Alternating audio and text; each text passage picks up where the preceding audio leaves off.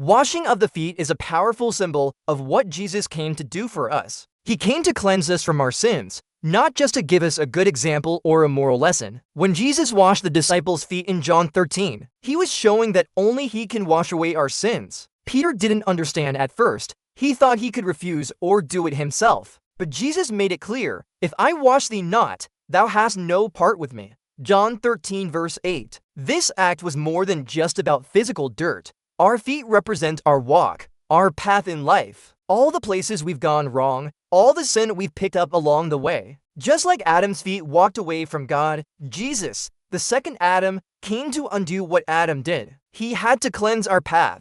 Because we can't do it ourselves, we try to clean ourselves up, but it's impossible. Only Jesus' sacrifice, his blood can truly wash us clean. It's also a picture of humility. Jesus, the Son of God, stooped down to serve and cleanse his followers. But the deepest meaning is spiritual. Jesus knew Peter would betray him, yet he washed his feet anyway, showing that his forgiveness covers even the sins we haven't realized yet. When we recognize our own powerlessness and evil, that's when we can unite our hearts with Jesus' sacrifice and find real happiness. Sinabi ni Pedro sa kanya, "Hinding-hindi mo huhugasan ang aking mga paa."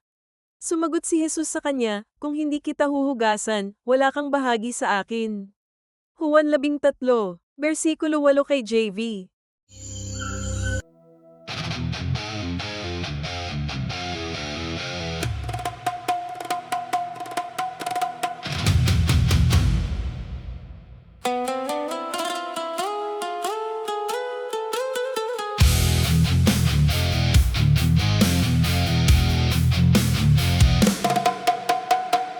Paghuhugas ng mga paa ay isang makapangyarihang simbolo ng kung ano ang ginawa ni Jesus para sa ating dumating.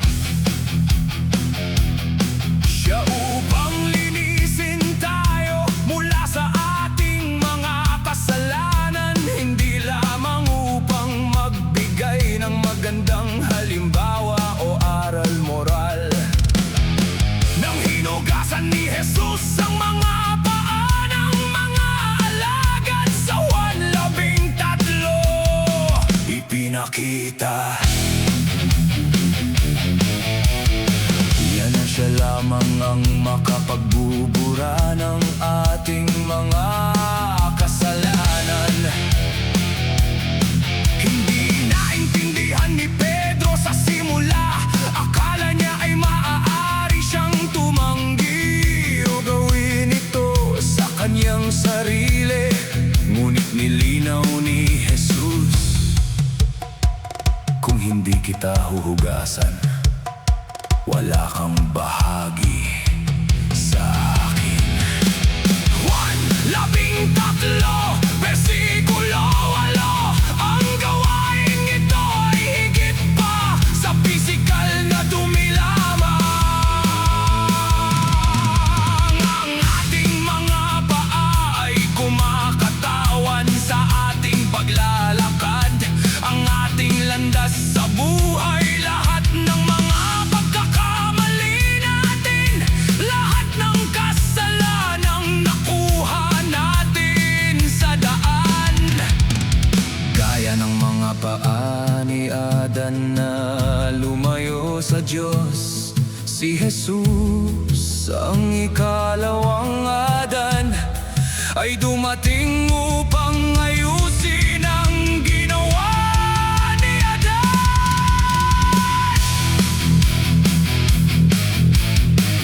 Kailangan niyang linisin ang ating landas, dahil hindi natin kayang gawin ito sa ating sarili. Sinusubukan natin linisin ang ating sarili, pero imposibleng mangyari yon.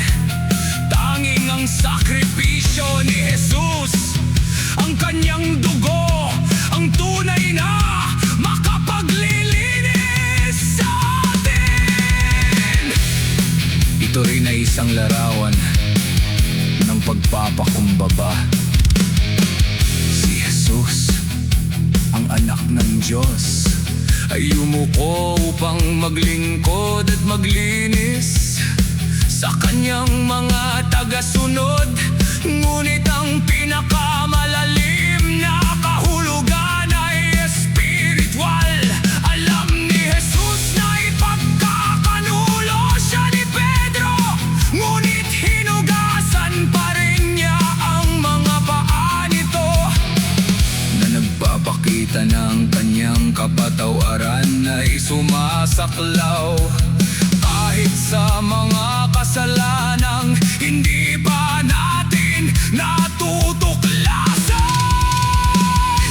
Kapag kinilala natin ang ating sariling kawalang kapangyarihan at kasamaan, doon natin maipapagsama ang ating mga puso sa sakripisyo ni Jesus at matatagpuan ang tunay na kaligayahan.